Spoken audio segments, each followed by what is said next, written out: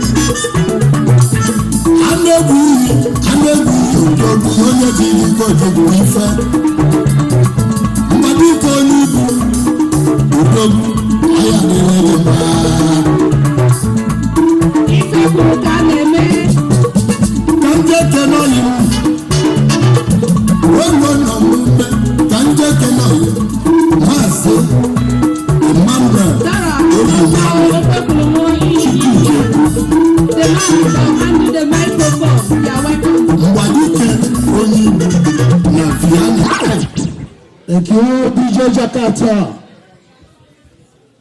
Distinguished ladies and gentlemen, you are highly welcome to this grand occasion. I don't call it August occasion because 30 years of a life is more than what we are all thinking. Tonight, every one of us is a member of AWA, Igbo Women Association. Starting 30 years ago and continuing. I know they hear my voice and I know they're happy. Let me to tie green over.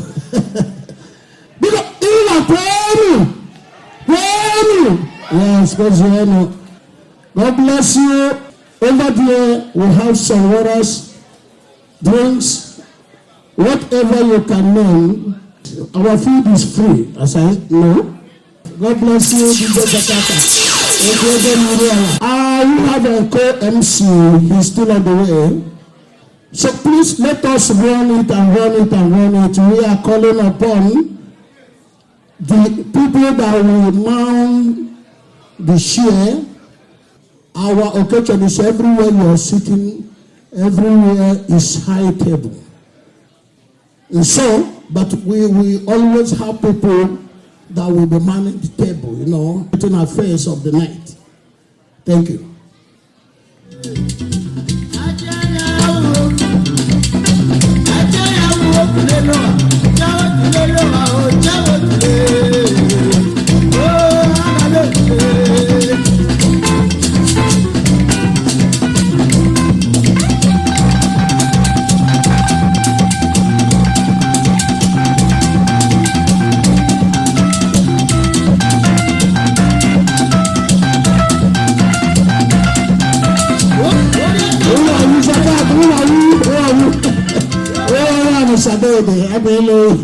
God bless you. We want to start immediately. We want to start.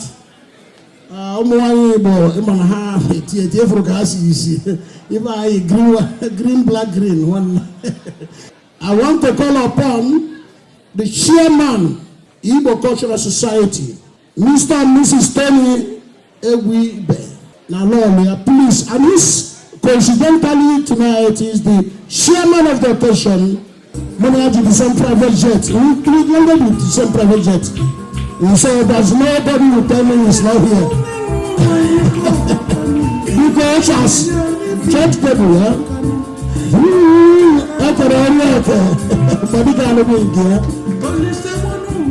Tell me Zindi media on our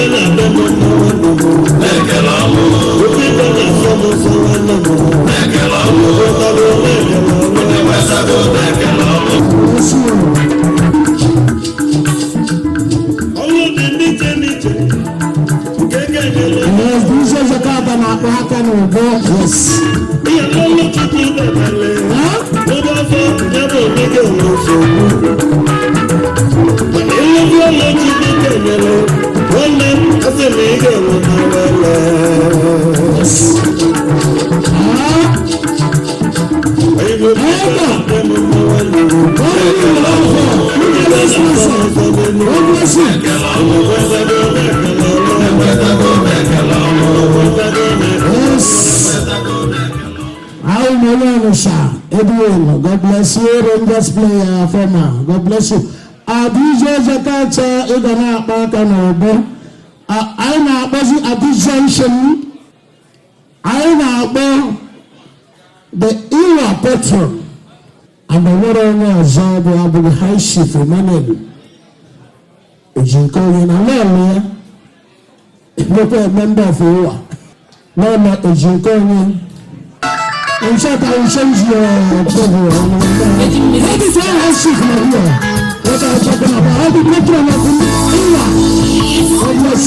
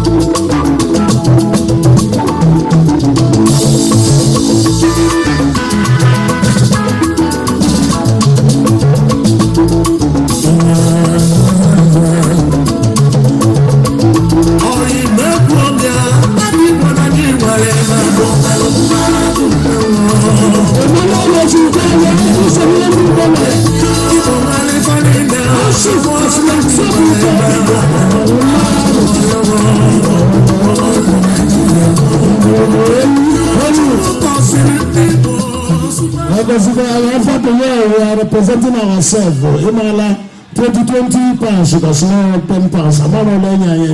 But today we are building skyscrapers everywhere. One in New York, Ibana, London, are there. God bless you. We call upon the era patroness. About patroness. And the other guy is our Daniel, Mrs. Envelope. Oh, because actually we got the one because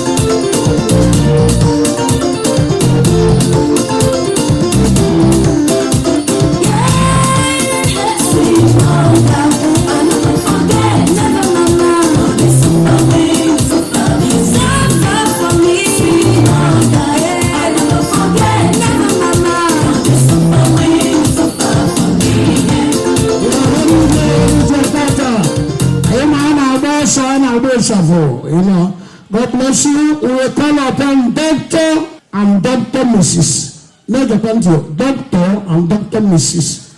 Dr. and Dr. Mrs. Ijibeka Samuel Okole, because actually my head table because okay, the ushers, come in. You and the doctors here. Yes, God bless.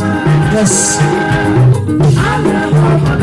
about to leave them here because yes, heaven.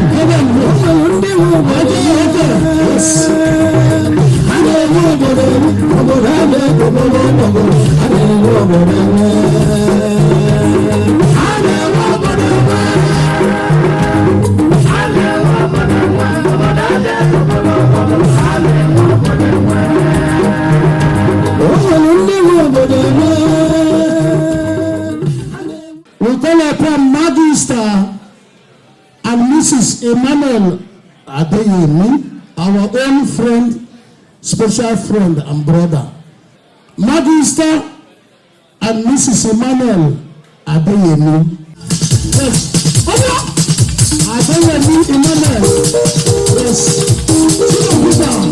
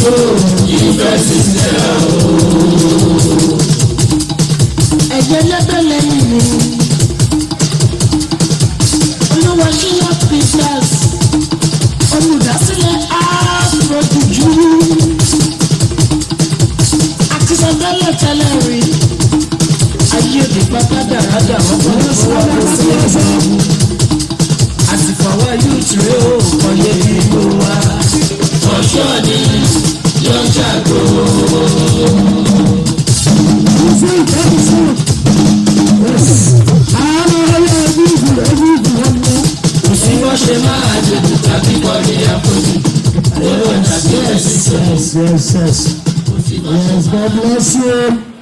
God bless you, Manuel Adeyemi was sharing. God bless you. Because we are under one nation, Nigeria. And wherever we gathered, we must give respect to whom respect is due.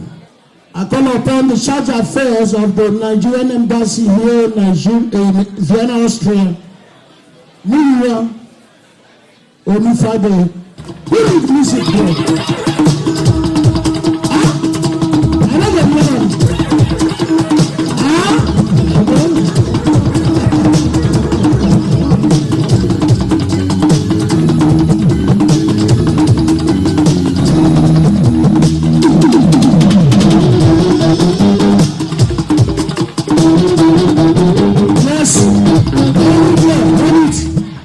People don't misunderstand my English. I said number 2 in this occasion. After the chairman of the occasion, the charge affairs of the embassy is another person who needed here in the seat before we proceed. I will call upon Mrs. Perpetua Nathan, if you are here, Perpetua Nathan, please. Igbo Women Association give you a special invitation. And they included your name to be at the high table of what we are doing tonight. God bless you. Are you here? Just raise your hand up. We will come to usher you in. If you are not here, God bless you. When you come in, we will introduce you to the high table. Mr. and Mrs. Olariwaju, God bless you. Continue. Are you there? Power. Yeah, thank you. Ladies and gentlemen, since I know you know that thing of everything. You know, this is Chile people. Huh?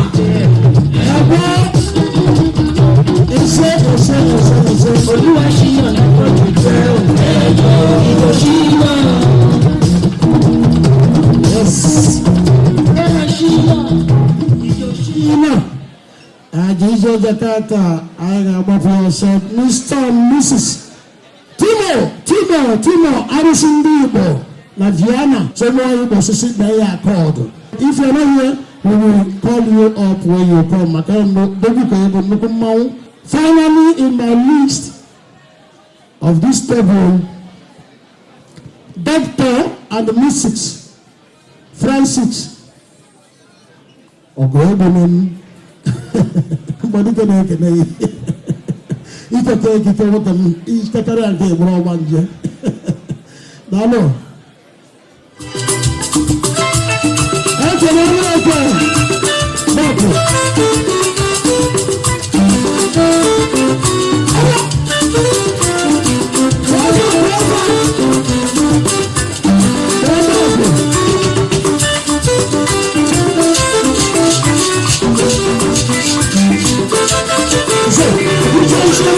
Recognize following families and individuals: diploma engineer and Mrs. Remy Ofedu. Diploma engineer, God bless you. Because a hand of applause, I want to know Sugu Ndugu Aka Kuti International. Obanda Oga, Ewatago.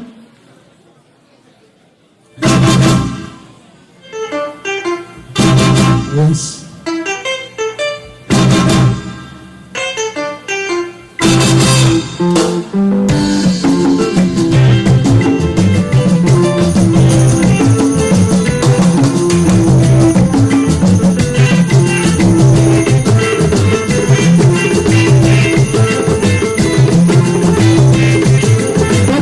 So we recognize the presence of also Dr. and Mrs. Shibo Onyeji. If you're here, doctor is a doctor of economics. If you're not here, whenever you come, we recognize your presence. So at this junction, I'm going to work special. Akaraka chief. Once he was in Badisu, Oswena, Namolian, and awesome.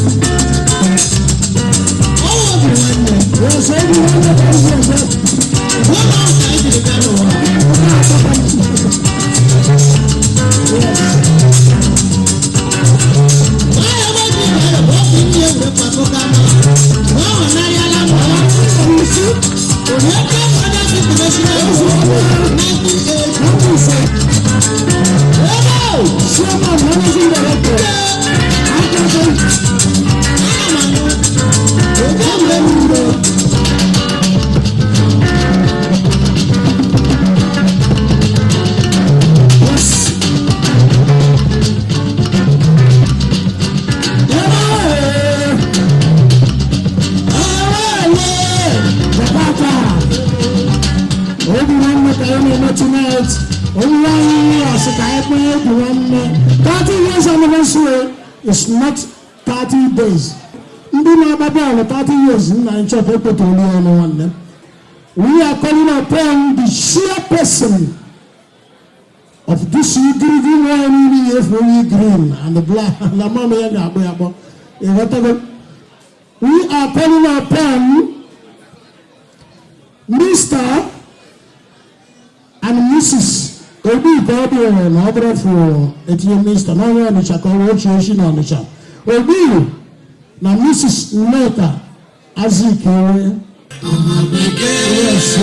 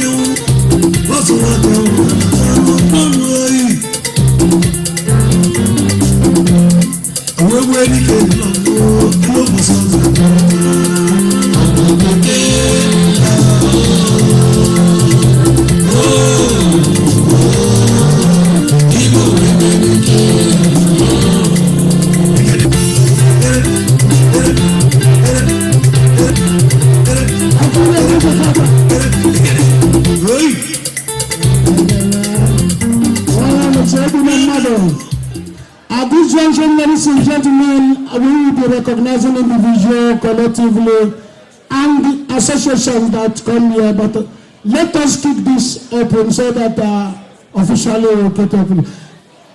Because, ladies and gentlemen, a lot of people that their names are here. Before you, Patron ICS, Doctor, Magister, Sami Ife. We recognize your present. Father, I know you are here, and the movement of my madam be care. Yes, man.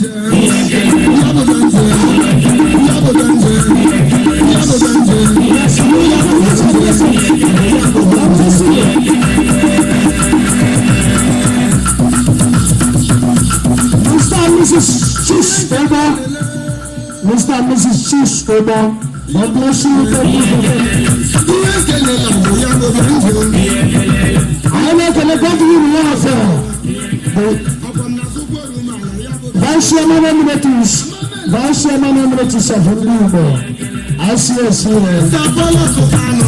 I make an Nazi, Dr. Mrs. Samuel Okonma. If you are here, Doctor, I recognize Magister Dr. Samuel Okonma. I recognize Anthony Marise Ezike Ugonabo. All your banka, if you are here, Ezike, but you can have a Razi, but you can have I recognize Mr. and Mrs. Henry Madaba. If you are here, you are highly welcome. Mr. and Mrs. Felix Ugo, God bless you. Captain and Mrs. Stanley Obani. If Captain is here, ladies and gentlemen, as in the Captain Obani during the Biafran War, all you are saying, Captain is here because Jakarta Titera because it's a good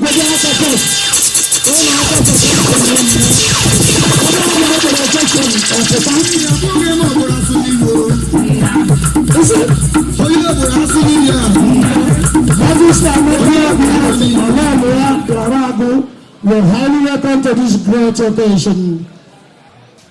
Yes, because this Wachuku, a poor Ezido, Nambisa, Mazuvitas Ranchuku, Oba Mbadite, Oba Okotru. Yes, whenever I come, I will recognize him. Dr. Shubima Abu, Dr. Professor, thank you. A double international, a double also Koyo. Chief Omeka, a chairman in the local government area of Lago, because I'm also recognizing the presence of High Chief SUNU, Abarosia, and Kurungo, supermarket. God bless you. High Chief Alonso Shiberi, if you're here, the chairman and Anambra community, chairman and ambassador. All Alana here is here. Okay, God bless you. Uno and Mrs. Okay, God bless you. Tonight, Jakarta. Let's speak this one. I I got able to see every 2 minutes or 1 minute, but it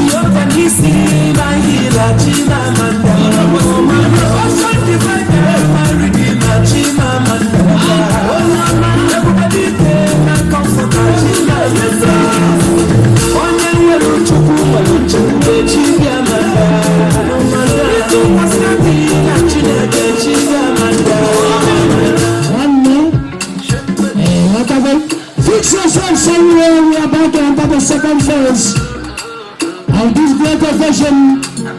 Auntie Doris, please, wherever you are, I want to see you. Please.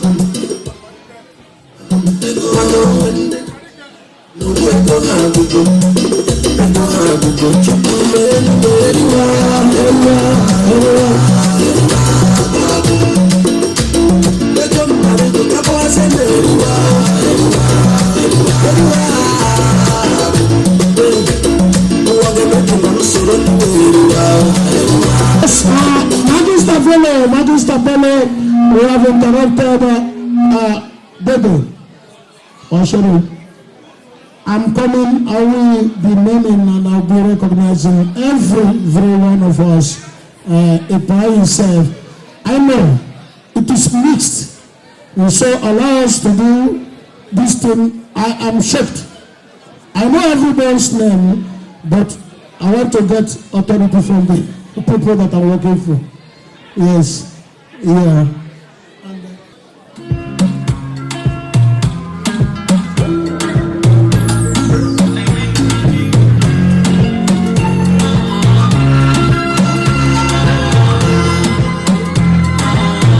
By the way, we congratulate Dr. Samuel Obonna. God bless you. So we are going to, in the program I have now, officially now they handed over the program to me. Opening prayer, please. Dr. Francis Ogobunem, I greet you. When I call you, I'm not going to can be here. No, can you go with you? Can you welcome on the shot. Not up here. Welcome to owners and I am my video. Because Samuel Obonna, Dr. Sam Obonna. Thank you, we recognize your presence. Thank you. At this junction, we want to open up this by an opening prayer. I am calling upon Emmanuel Adeyomi. Before we start anything, we start in the name of God. Hallelujah. Praise the God Almighty. Praise our Lord Jesus Christ for granting us today to be healthy and alive and be here. That is the starting point. So let's thank God for this blessing. It's a wonderful occasion, absolutely wonderful occasion that our Igbo women for the past 30 years, and they have been going on very strong. And we come now today to celebrate the 30th anniversary with them. So in the name of God, let us thank our God for the women, that what they have been able to put together. Nothing can be done without the grace of God. We say man proposes, only God disposes. So we thank God for his blessing that grant our women this knowledge and the strength and this wisdom to be able to put this together. We thank the Lord for all this blessing. Praise the Lord for that. We want to say thank you, God, for the blessing of the food and the drinks that we are going to consume here today. And we thank God for the blessing of friends coming together to celebrate. May God continue to be with all of us. So I want to thank people and everybody that comes from all sorts of areas to grace this occasion. May God continue to bless you and your families as well. Bless the home you left behind, and bless the home when you're coming back to. Bless your way back home, and may you remain blessed in the name of our Lord Jesus Christ. May the grace of our Lord Jesus Christ, the love of God, and the sweet fellowship of the Holy Spirit continue to be with us now and forevermore. Amen. Hallelujah. Thank you very much. Thank you. Please remain standing, remain standing. When this association started 30 years ago, a few individuals, few women started it. As I was told, historically, and most of them are no more with us. Wish every one of us will go one day to meet the Lord. And I want us to observe 1 minute silence for the old mothers that started this. For even when a secretary that died some years ago, Mrs. Akonobi will remember her. Let us give respect. A minute silence to this dead fallen heroines of this great association. May the souls of all the members of Igbo Women Association and the souls of all the faithful rest in perfect peace. Amen. God bless you. A hand of applause to all of us because we are alive. Yes. Yes, at this junction, a lot of people are coming in. Yes, yes, easy. And I will go and have a time with the family. I want to visit. Yes, yes. Continue sharing, brother. Yes. Visit and welcome with your family. Tell the ushers. Tell the ushers. I know recognize the presence of Dr. Chukuma Agu. God bless you. You're highly welcome. Yes, Keynote International, Harrison Leader. God bless you. Dr. Lorenzo, I have the speech from the chairman in Igbo. I go to the back and I'm mano because this is trouble. I want and I was also tonight, I will continue doing. Because I will not do them here. Power. God bless DJ. Now, that's what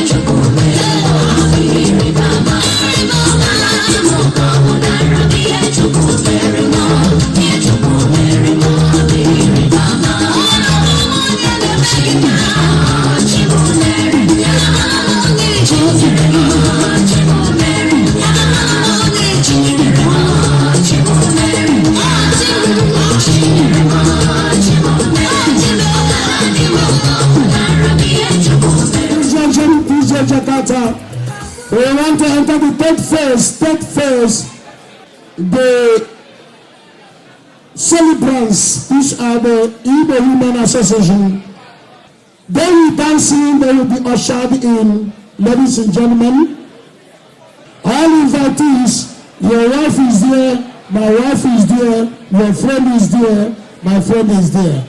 God bless you. As they're coming in, we will welcome them officially and then we'll continue. God bless you.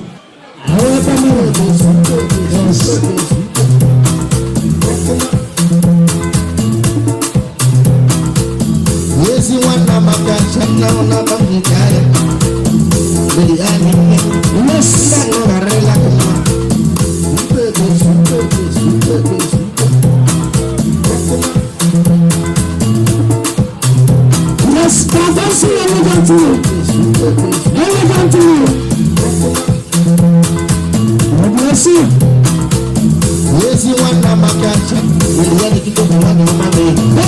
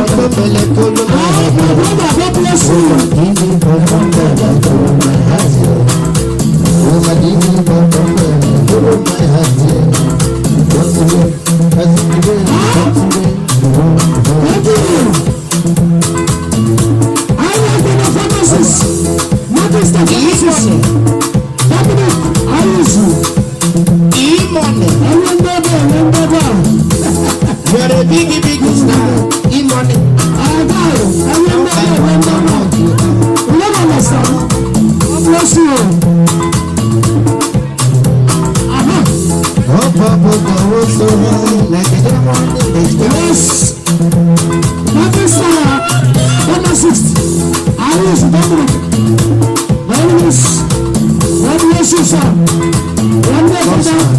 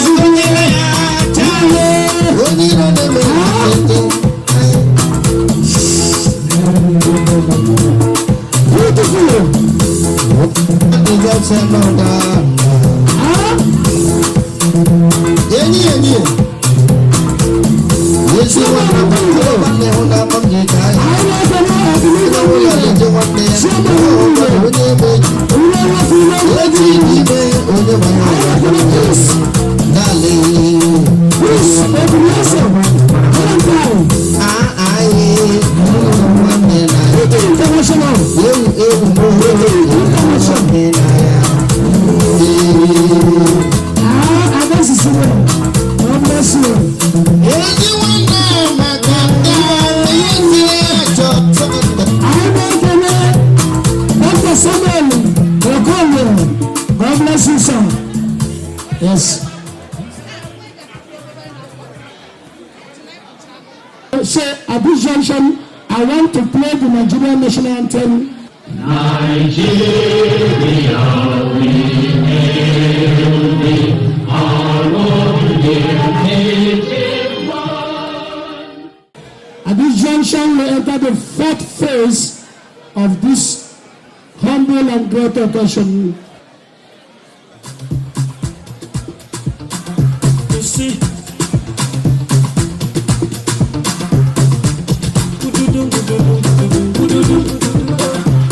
baby dance, dance, baby shake, shake, yeah.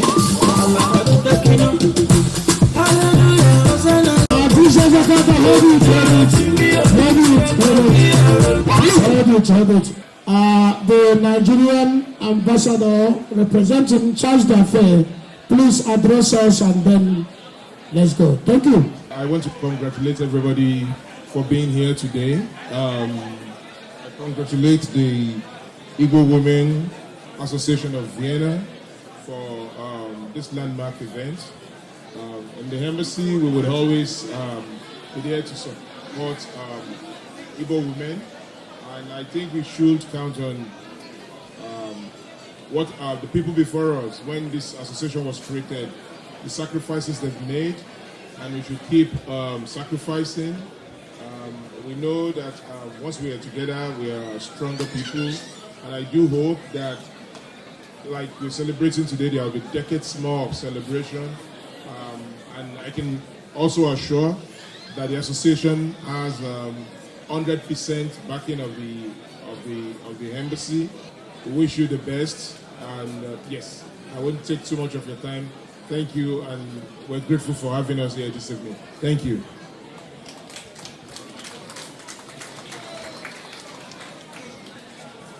Thank you, sir. Thank you, Charles Dafe, Nigerian Embassy.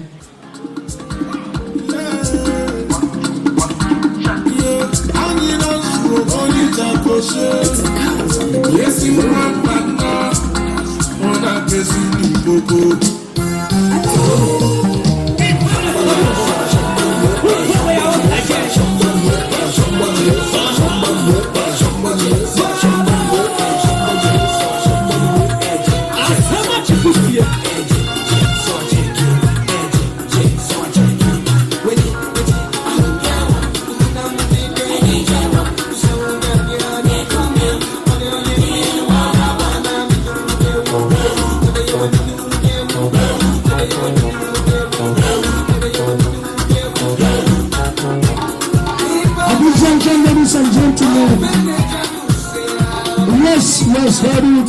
At this junction, Jakarta, I invite you. Yes, Ogaziamata. And everyone will represent officially.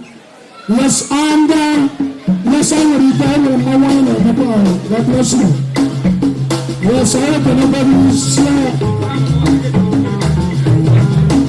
Yes.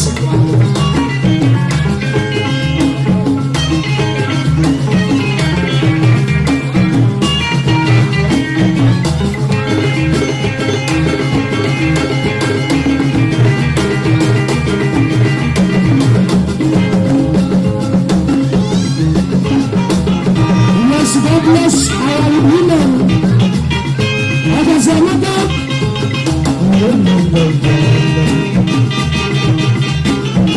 Yes,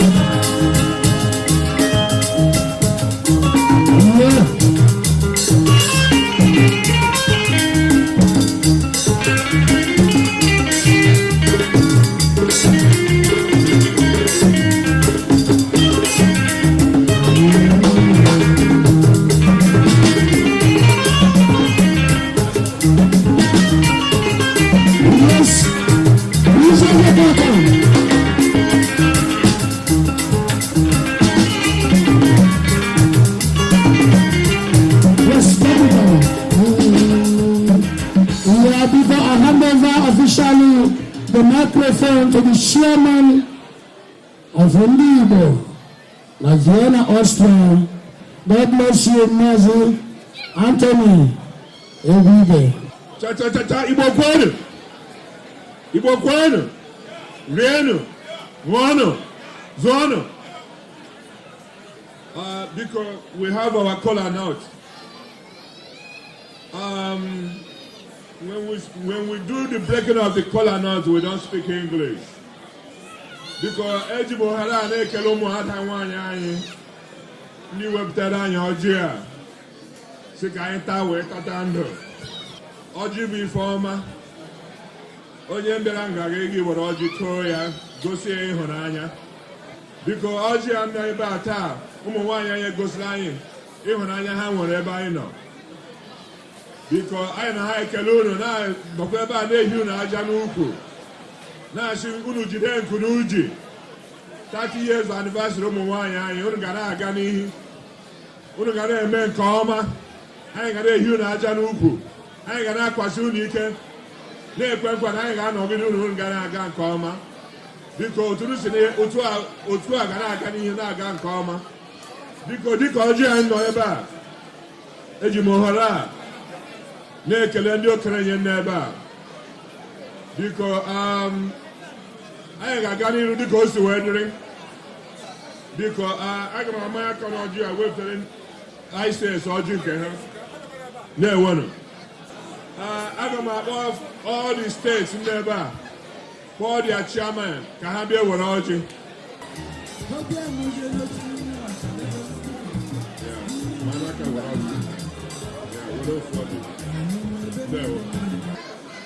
Biko dịka m na-ebe a, enwere m High Chief Emmanuel njikọ onye m n'ebe a, biko lekwa ọjị ka anyị na-aga n'iru. Biko Chief Emmanuel Adeyemi, biko lekwa ọjị were. Biko aga m asị unu ile anya, o nwere one of our past chairman, ọ bụ ya bụ onye nke nlụ ọrụ ụmụ nwaanyị anyị ọgụ lụsi ike. Aga m ewere ọjị a na atụrụ mgbe bunye Magista Dom Ahizu ka ọ bịa ewere ọjị. O were chọọ ọjị a, biko aga m akpọ Injinia Ofedu biko ka ọ wara anyị ọjị.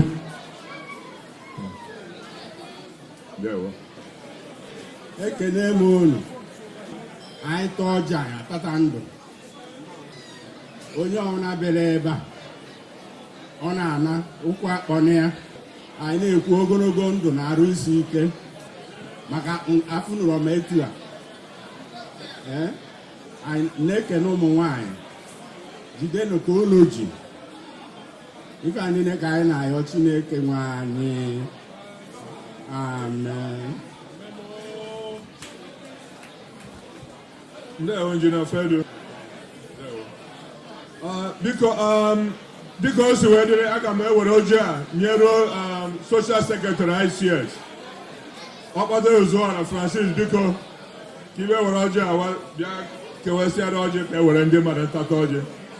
Biko anyị amala onye iwu n'iwu our able Social Secretary.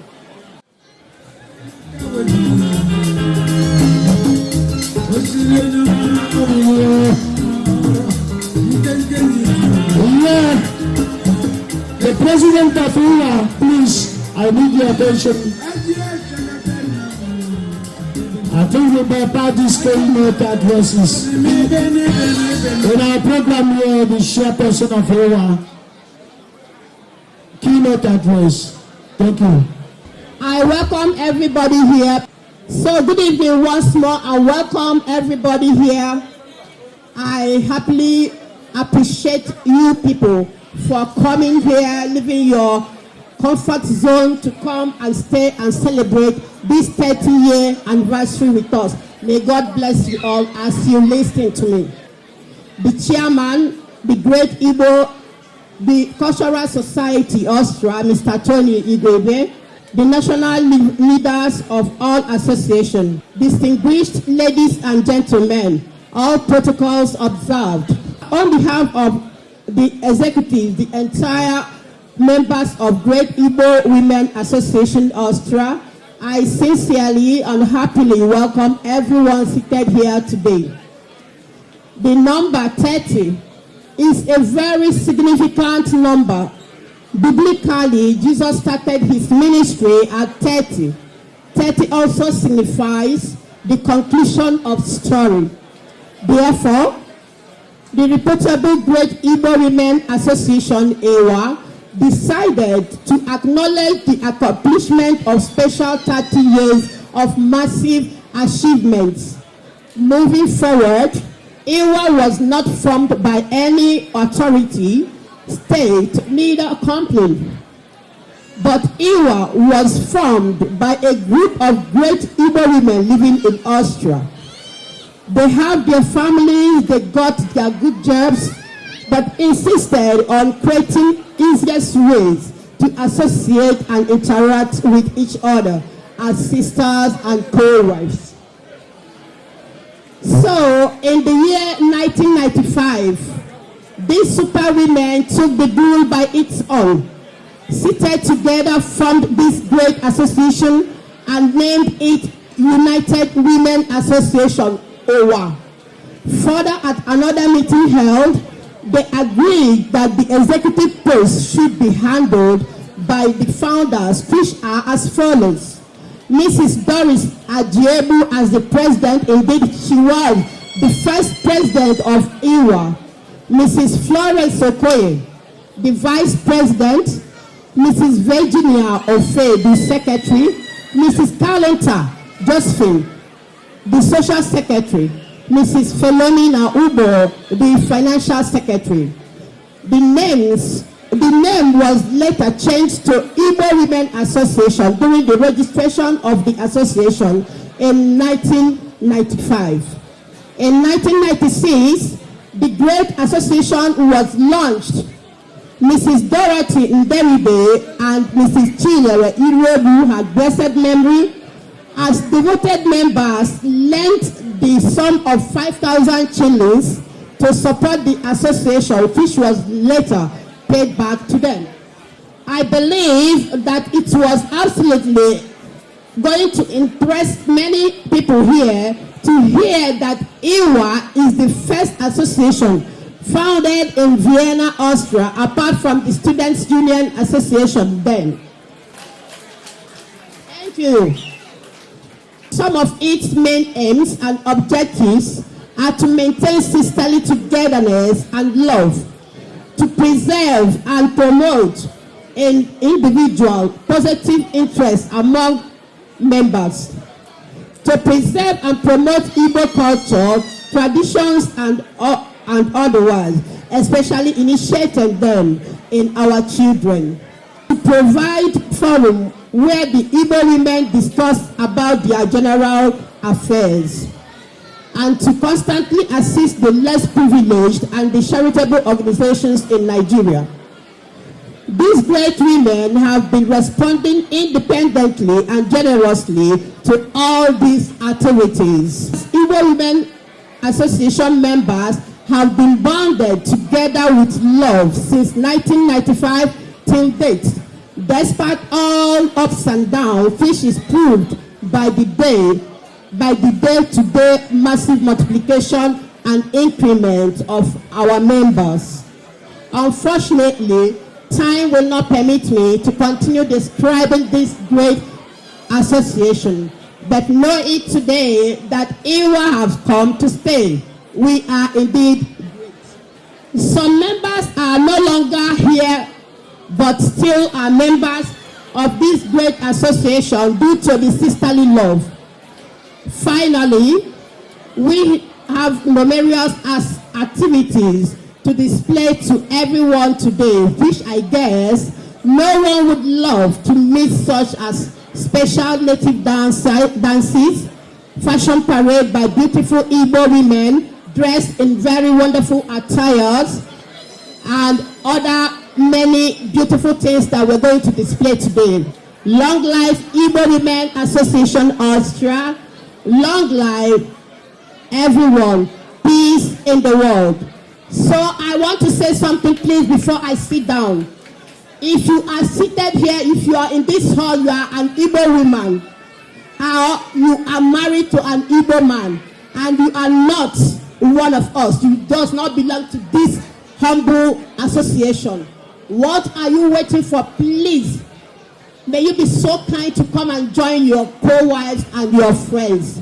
Thank you very much for listening once more. You are welcome.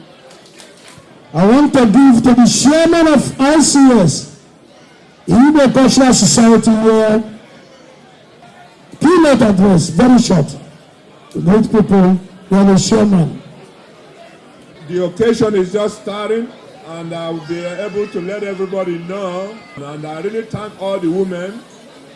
So please, I do appreciate them, and make sure that each and every one of us will also appreciate them. Thank you all for coming. Thank you, the chairman of Igbo Cultural Society. So we are entering the third phase of the fourth phase. Please appreciate them. From now on, I have no more. He has been about 16,000 800. I was calculating it. I have spent 3. Now this occasion. Now the most realize is back. If not, the man up a man again here. God bless you.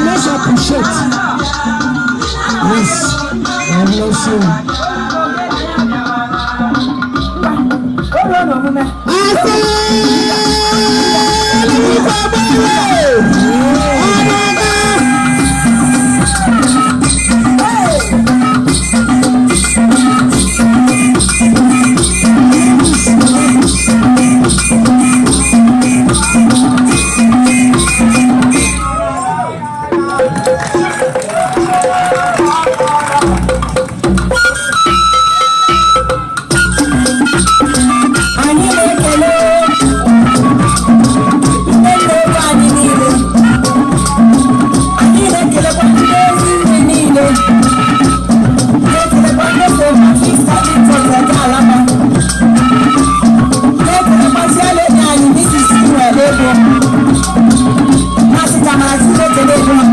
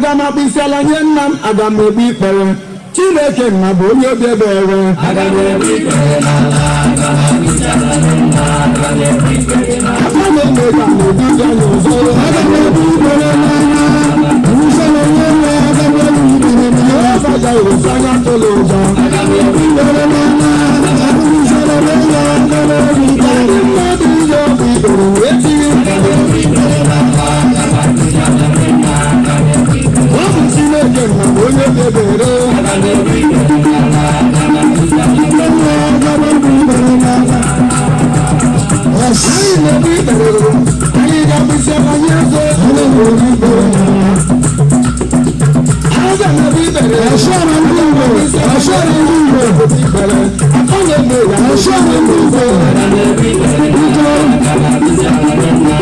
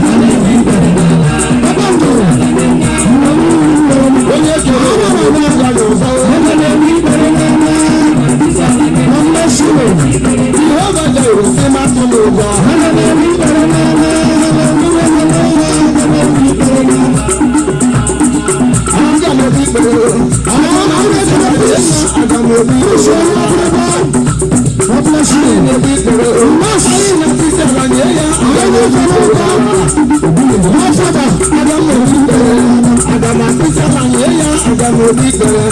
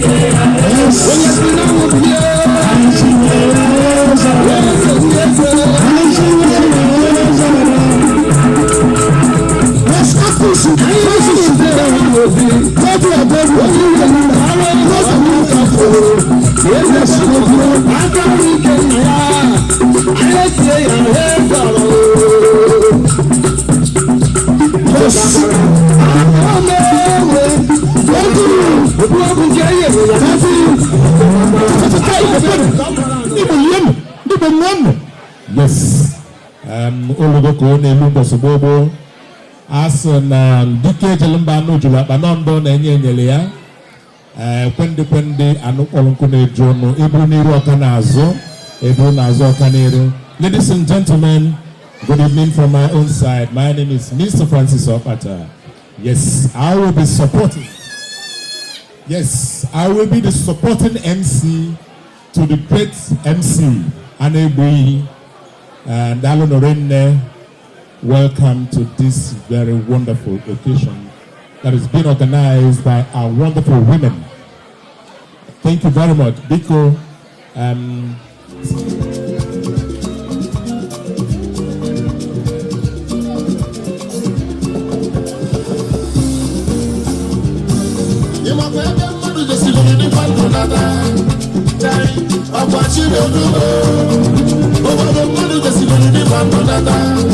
So, people at this junction, Igbo Women Association invited us here primarily for a special occasion, 30 years anniversary. yes. And for us to support them, please, I want to call from the list. Yes. From the list. Go ahead. From the list, yes. I know. I was the chairman of the occasion of tonight's occasion. Yes, by the special grace of God. Tony. Everywhere. The chairman of the Cultural Society here. And donation stroke. So people can you think about yes. Chacha Igbo kwenu, rienu, ngonu. Biko una amana ihe anyị kwụ bịa ebe a taa ka anyị bịa support ụmụ nwaanyị anyị biko. Dịka anyị si na-aga n'iru na because ka anyị ghara ịnọ na-atụfu mgbe. Eji m €200 na-support ụmụ nwaanyị. And akụkọ n'aka ebe a, the chairman of ICS, Igbo Cultural Society. Anọkwa n'elu ya were another €200 tụkwasị from the ICS community and ICS. Altogether €400. The able chairman. $1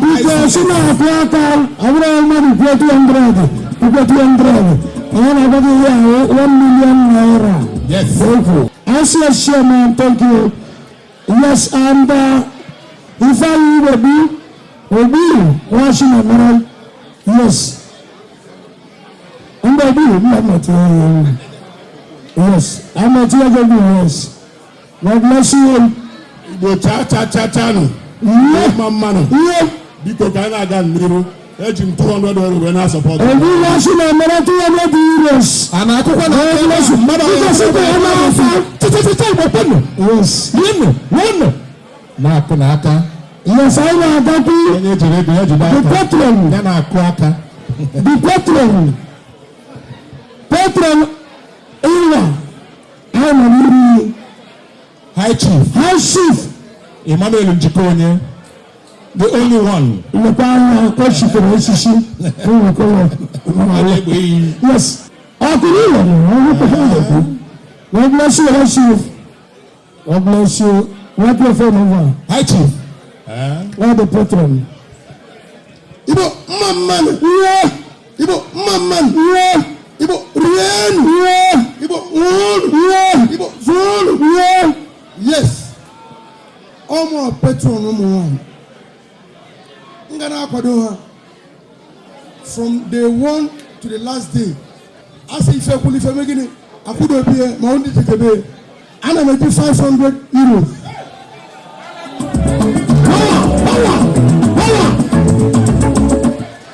Ana m eji €500 cash. Na support ụmụ. Because you can happen. Hey, everybody attach. Every DJ special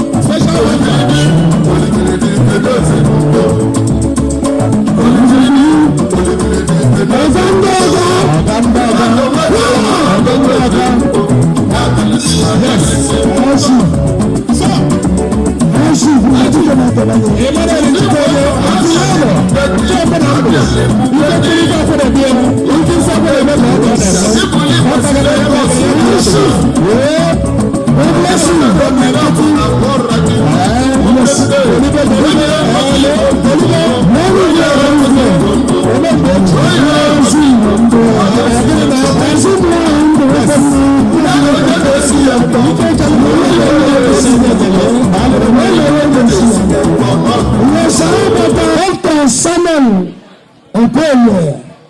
I will fear me. I got a time, not Jordan. Or if he's going to make all the other. Now you go. Dalo. Ndị Igbo mma mmanụ. Rienu. Mụọ ọnụ. Zụọ ọnụ. Ndị ụmụ nwaanyị ndị Igbo ekele m ọnụ.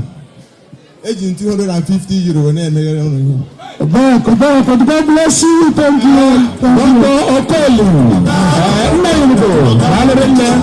€250 cash. Mrs. Perpetua Nathan. We appreciate you. We appreciate you. Chairman, sir, the members of the high table, ladies and gentlemen, my fellow Igbo Women Association, good evening. I came all the way from the UK to grace this wonderful occasion, and I will not come here and without saying a word. Congratulations to the Igbo Women's Association on reaching this amazing, significant milestone. 30 years ago, we aimed to be our sisters' keepers and to share in times of joy and sadness. Today, I am thrilled that the candle we lit 30 years ago is shining even brighter, which is why we are celebrating today. IWA has given rise to various Nigerian ethnic associations in Vienna and other cities in Austria. However, when you look around, most of these associations are no longer active. I had the honor of being the top president of this great association during the time I was in Vienna. I am truly grateful to my fellow sisters of IWA for the opportunity to serve them. Upon learning that the Igbo Women Association, IWA, was planning to celebrate the 30th anniversary, I realized I had been living in Europe for over 3 decades. Being away for so long caused me to reflect on my achievements over these years. Once again, I congratulate all and say well done to all my beautiful and brilliant sisters. Jisinike, Ebarambo Kachineke gozi unu ogologo ndụ na ahụ isi ike n'aha Jesus.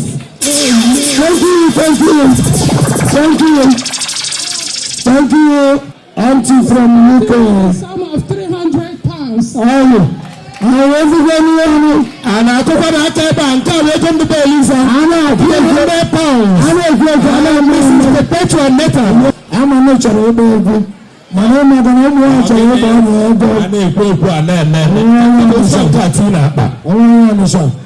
because Chief was my name, had about $100. It was on the paper, and it was another me, Chairman. Thank you very much. Thank you. Yes. My understanding, without love, there's no way you could have stayed together for all these 30 years, focus on the agenda and the objectives you set for yourself. So first of all, round of applause and applause, ladies and gentlemen. God bless you. You need to applause. God bless you. You can eat money, but you can eat food. The Igbo Women Association food tastes better than this. I'm proud to donate €250. Round of applause. Our own brother. Thank you, sir. Our Larewajun Fakor. Yes. The Honorary. Chairman, Nimo State. Please. Yes, I know the governor. And they will know. Yes. Because ekelele m na-ekele mmadụ niile bere ebe a. Biko ụmụ nwanyị Iwa n'aha ndị Imo steeti according to our constitution, I'm in 100 euro from the Imo State. Okay. Oh, Chairman, Muna Oriakum, the question one of the Warren Quadge.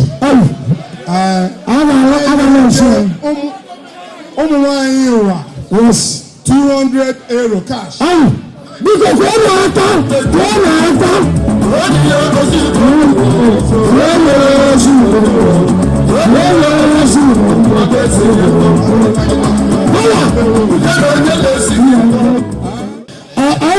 Chairman, Timo International, Timo Cruise, Timo Transport. God bless you. We are the chairman, please. The chairman. God bless you. Good evening, everybody. Yes. So I'm a support to Umuai with the sum of 300 euros. 300 euros. Yes. Yeah, and because yes, I have a Dr. Francis of Openham. It's a new family. Ibn friend Sarah, Aga, God bless you. Dr.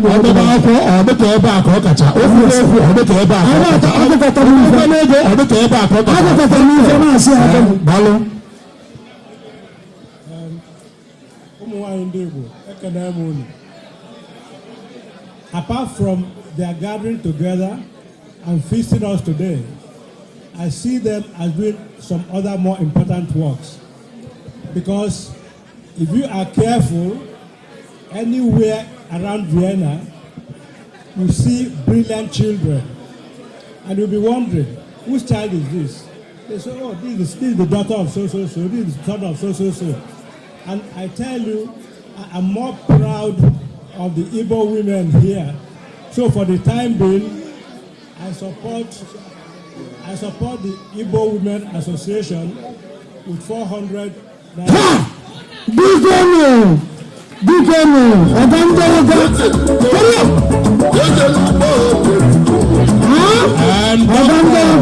Francis Ogo Ebunam, yes. OG, the sum of 400 euros cash. When I thought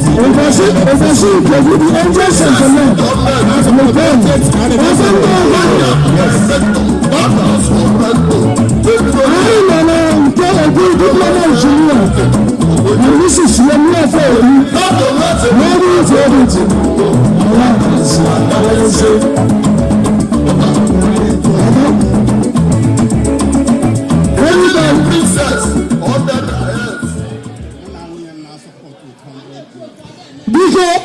diploma junior Romeo Freddy le famille 100 euros attaque le Britannique thank you sir diploma engineer and Mrs. Ofebu always executive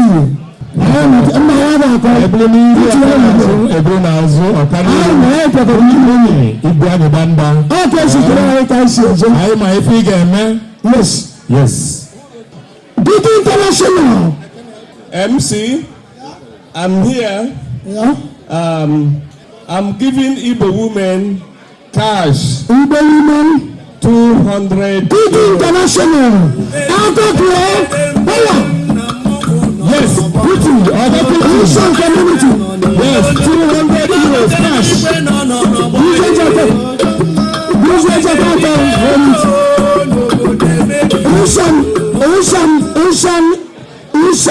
Asian community, 100 euros there from the president of Asian community.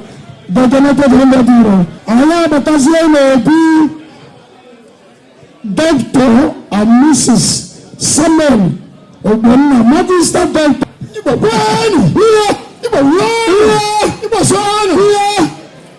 Please listen. Yeah, a life lived without a legacy is useless philosophically. And philosophically, there is no legacy without life. Actually, me to hera kelo mwanya maka imem invite kambia. Asem kamwere 110 euro.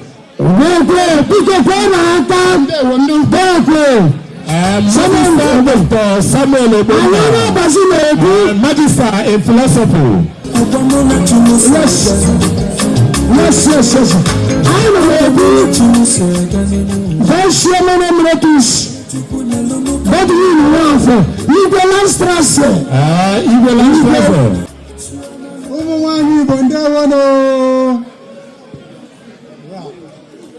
So nzi m abịa nọrịrị unu n'abalị taa. Si m ewere 50 euro na-akwanyere unu. Igwe 50 euro. High chief. Godwin one for 50 euros cash. Ladies and gentlemen, an applause. High chief. Thank you. Ubesanye ya chief. Tell your chief. The same every chief tells you. But the same as a woman, I tell you, how chief can't. And I want a man now. I want to go here. Now I'm going to get the man. Yes, and I asked the microphone. Internet and Igbo.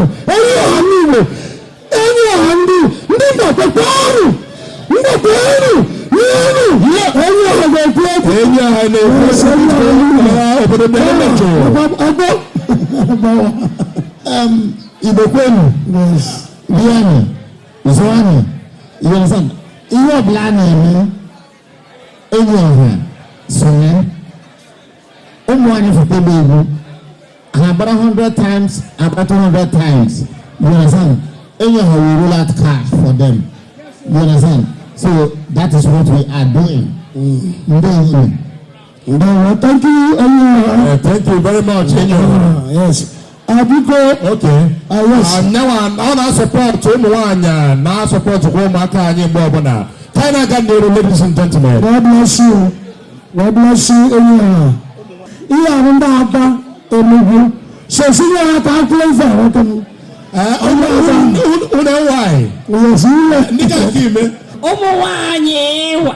If only they made you afọ anyị na-akwado unu n'ihe unu na-emesi unu jisi ike aka unu ji amaka. God bless you people. God bless you. Thank you. I will bless you. I wish you for that. Ihe unu na-eme dị m mma. Mụ na Oriakụ m bụ Akwụ Ugo sị ka anyị bịa nọnyere unu taa.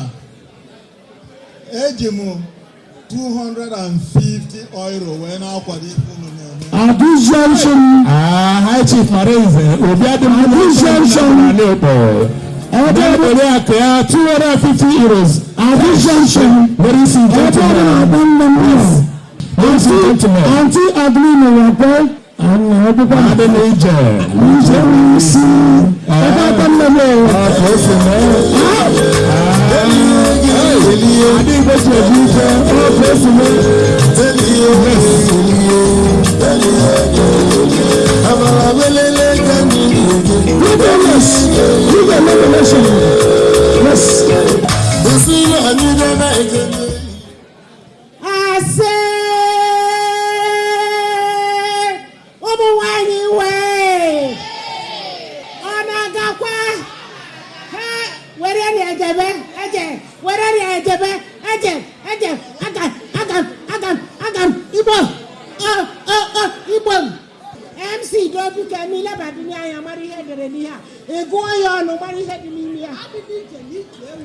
also my beginnings is always see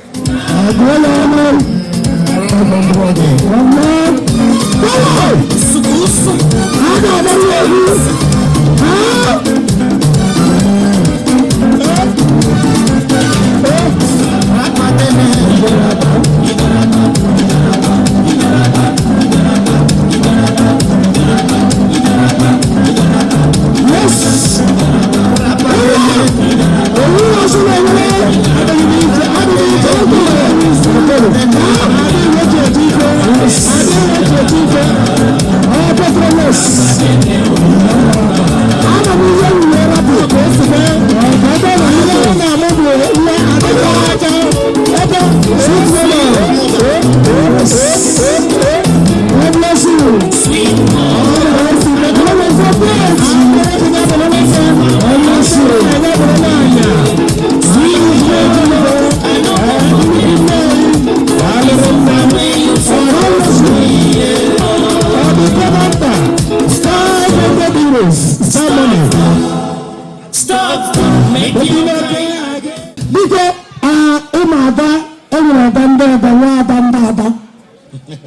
Yes, and Adam Kemua, only 500 euros cash. When I support her. She is the patroness of this flowers. And she is pioneer member.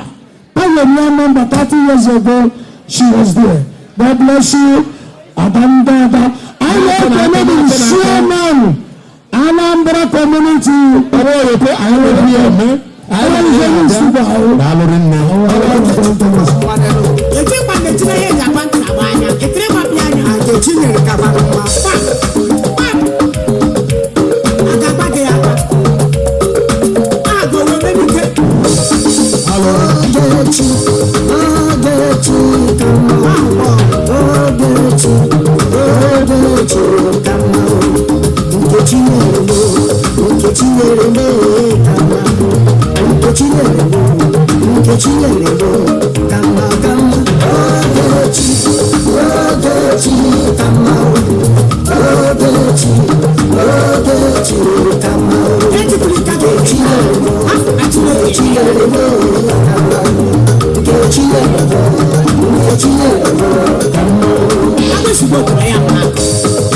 Thank you, Mr. DJ. Thank you very much. That was a wonderful one indeed.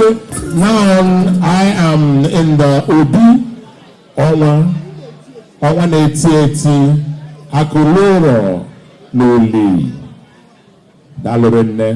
Thank you very much. So, close to about a Burundi, Igbo, Ihunu Neme, Dinda Nambarama, Dinda Ambassador Ma. And though I were not about today, which will support to one. So, on behalf of the Anambra State to constituency, I give 100 euros. And Anambra State community in Austria, 100 euros. I have a tender ambassador. I can open 100 euros. And applause from the ambassador of social forum in Vienna, Austria, 100 euros. I can put 100 euros. I can have also people,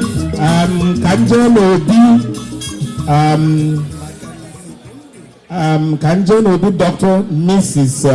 Iken Namba. Dr. and Dr. Mrs. Iken Namba. Okay, thank you. And Dr. and Mrs. Iken Namba, 220 euros. Ladies and gentlemen, cash. Magister Meka Agobeko, I'm no biggie. Yes. 200 euro when I support my wife.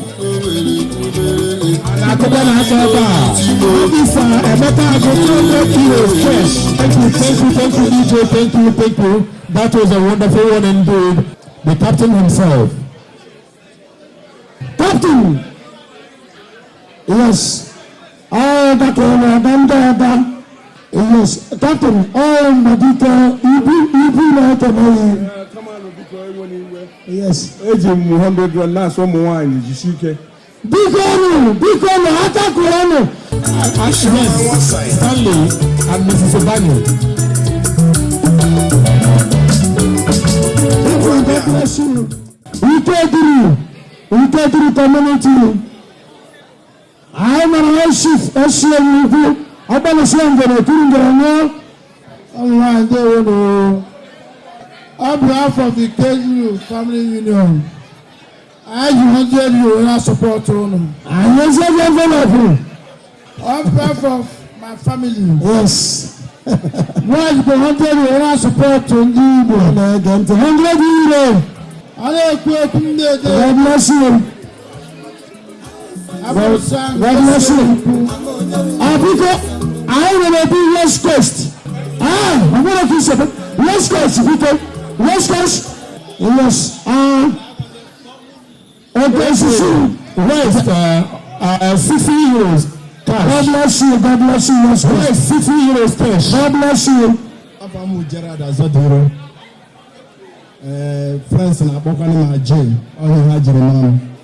I support Umuwanya with 150 euros. God bless you. God bless you. Aye. Of course, man. Yes, Umuwanya, big one. Gawan name. Time hard. But I want to support you on behalf of my family. Abiko, 200 euros cash. yes, Anima Basu. Register from Aizu, 200 euros. And Dr. Chukwema Ago, the youngest author, 150 euros cash. The partner tomorrow. Okay, DJ please.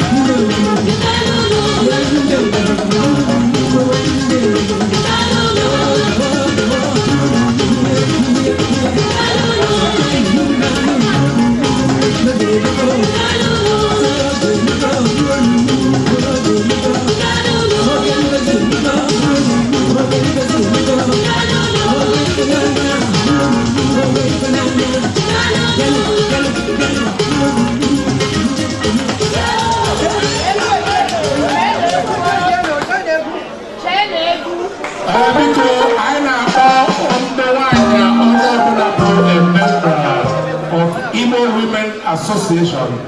Vienna, Austria, Biko, Ogotobe Neba, na Oga Makaraka, Elebogene Elugo, Kani Wanyabu Achicha, Kani G, the best celebration by our chair, lady. So, hello. We are about to cut our cake, but we cannot just cut our cake like that because today is a great day. 30 years is not 30 days, so we have to pray over this cake. So at the count of Jesus, we cut this cake. J E S U S. Jesus. Very good.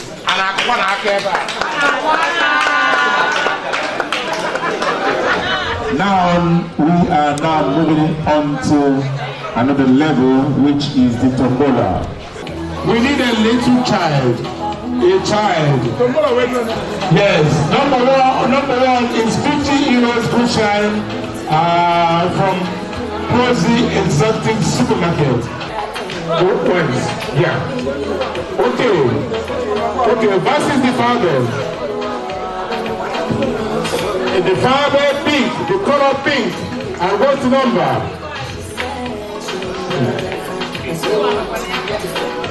This is number what? Number 5. I tell you that I read it.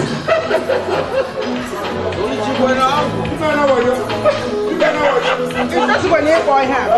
He's the winner of the first prize. Yes, the voucher, the travel voucher, 200 euros. 200 euros. Number 74. They come to the guy to the other mama. Was welche Farbe ist es? Unter die Nummer. If you have green, the ticket green and number 90. Oh, super.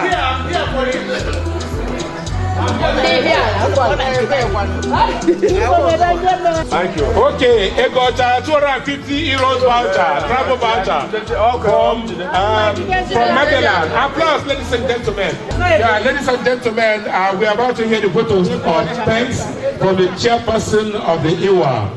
Once more, I thank everybody for coming. We have come to the end of this wonderful and great event. I thank you people for coming to celebrate with us. May God bless you all and may God bless Ewa. In Jesus' name, amen. On this note, I say thank you for being here, and then you meet us in the 2026 when they are going to celebrate the 31st birthday. Thank you, ladies and gentlemen. I'm still your moderator, Mr. Francis Madabuchi Obata. Bye-bye. See you for now.